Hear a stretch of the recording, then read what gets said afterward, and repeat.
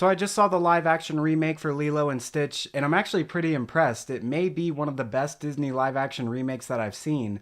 It's not quite as good as Cinderella, but irregardless, Disney, take notes, because this is what we want to see more of. The original is beloved by Disney fans for a few reasons. For me, it's not so much the story that's memorable, but just the emotional feeling that the story conveys.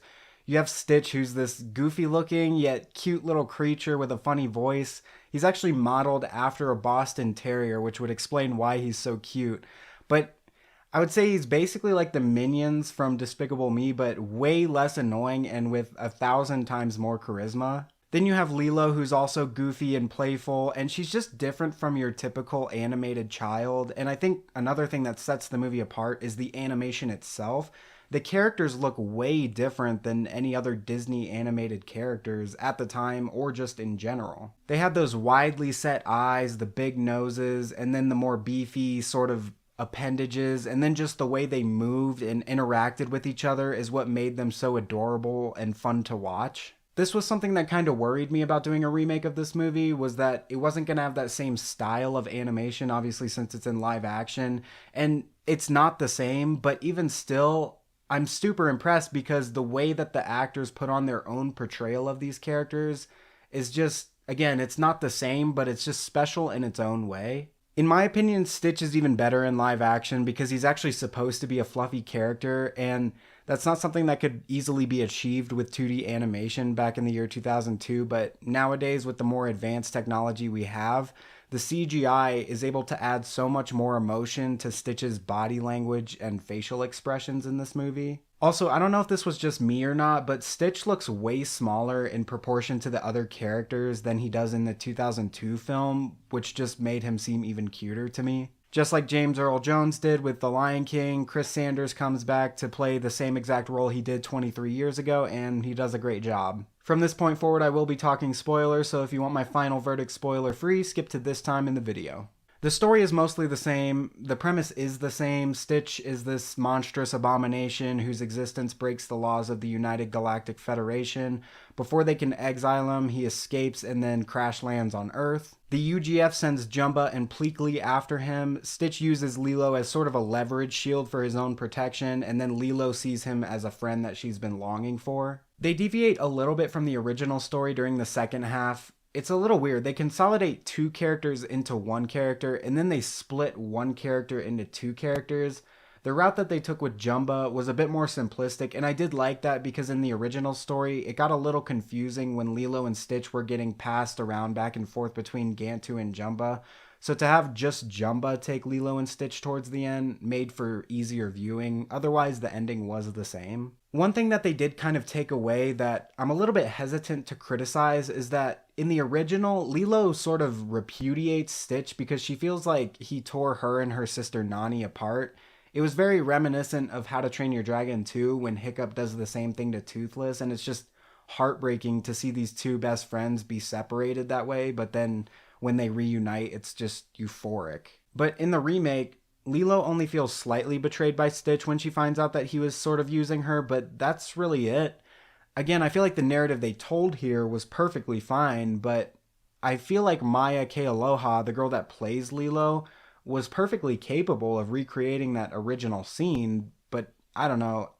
I guess what I'm trying to say is that I think it could have been done better, but at the same time, maybe we should quit while we're ahead and just not be too needy about it. Which brings me to the acting. It starts off rough. The actors aren't quite selling it at first, but as the movie goes on and we're getting to know these rebranded characters, it gets much better. And the rebranding of these characters is really on point, like I was just saying with Jumba being fleshed out a little more, and then especially with Nani, we get a lot more background about her, like how she's a surf instructor who wants to be a marine biologist, which is just character settings that we didn't really get with the original movie. God, dude, there's this one scene. So Lilo and Stitch, they fall out of this spaceship into the ocean, and it's like 200 or 300 feet away from the shore.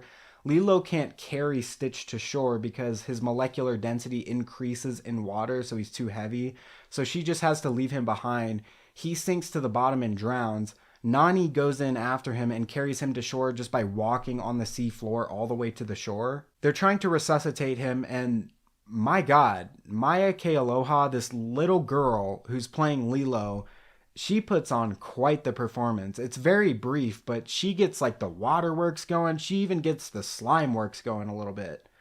I might have to nominate her for a Gavel Award at the end of the year. I was sitting in the theater like, damn, that's even hard for an adult to do. There's a lot more fan service in this remake, just Lilo and Stitch being Lilo and Stitch together. So I think that's one of the areas where Disney clearly understood the assignment in terms of what a remake should be, which is a retelling of a story, usually in live action, that improves upon or adds to what the source material was missing or could have done better on. And, the original isn't perfect, but not in the sense that it's imperfect for what it does wrong.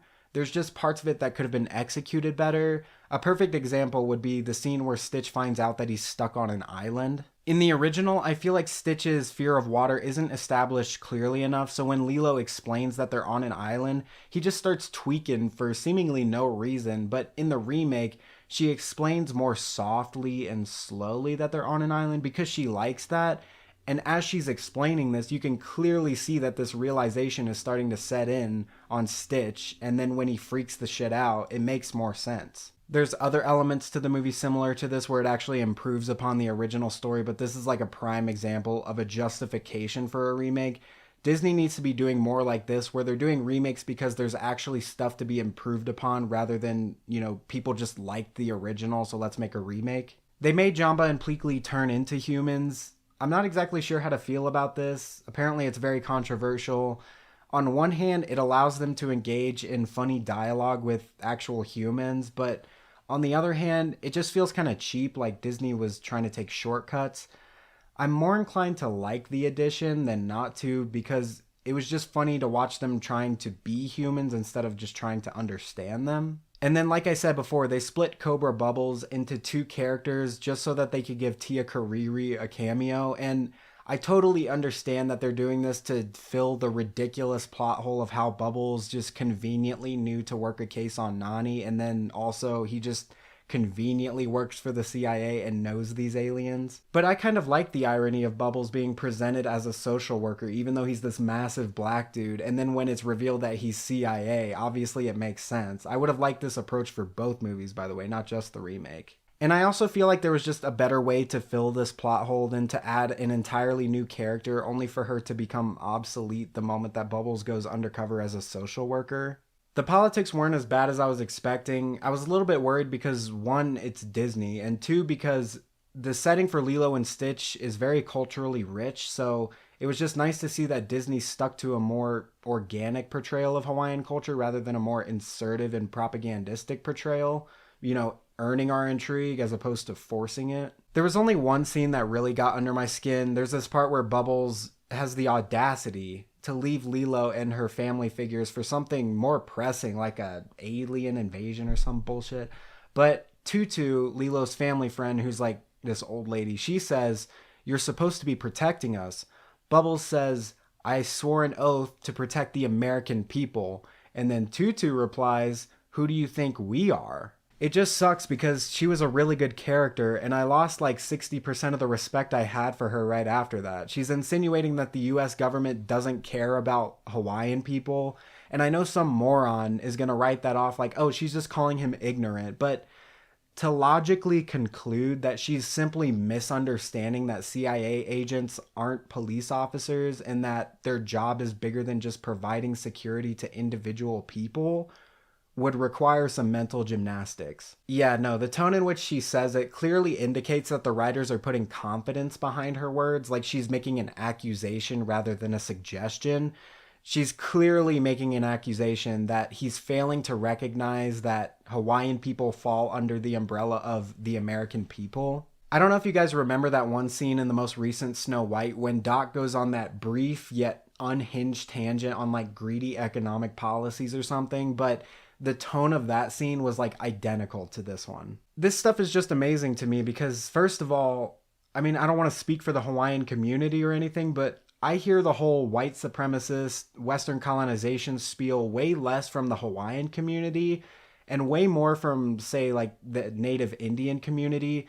So it's just weird that Disney inserted that when there's seemingly not that much of a broad conversation about Hawaiian annexation, but I mean, that's wokeism for you. Second of all, when you do hear this spiel, these communities will curse America and the white man to hell, hold the most anarchist views against our government, and then express their endless distaste for history that's not going to change, and history that has like almost nothing to do with us as a modern culture in the present. But when the recognition of their citizenship is brought into question, or the goods and services that the US government provides is brought up, they're like, what?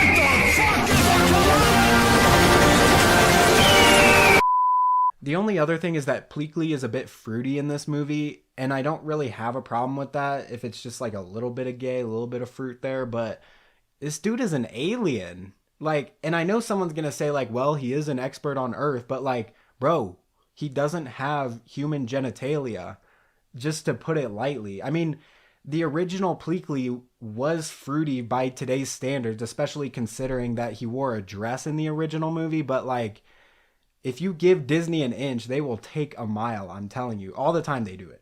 But honestly, though, I actually don't really care too much because he was actually a really good character. He was very funny. The guy did a really good job. In fact, he actually steals the screen from Jumba, a character who, like I said earlier, didn't get enough love in the original, so... But anyways, that was the movie Lilo and Stitch. For my final verdict, I will be ruling in favor of this movie at 78%, making it my second highest rated movie on this channel to date. This was just the perfect movie to kick off summer, and it was really refreshing to see something with so much heart compared to all the other stuff that Disney has been shitting out lately. I just genuinely enjoyed the experience. I even almost cried during one scene. It was just so heartwarming. I would say you should go see this movie, not because it's like amazing on the big screen or anything, but because it's the best movie we've gotten since Last Breath all the way back in February, and it's just the perfect summer activity. Anyways, that's all for this case. If you enjoyed my review, please consider dropping a like and hitting subscribe, but that's all for this case. This court is adjourned.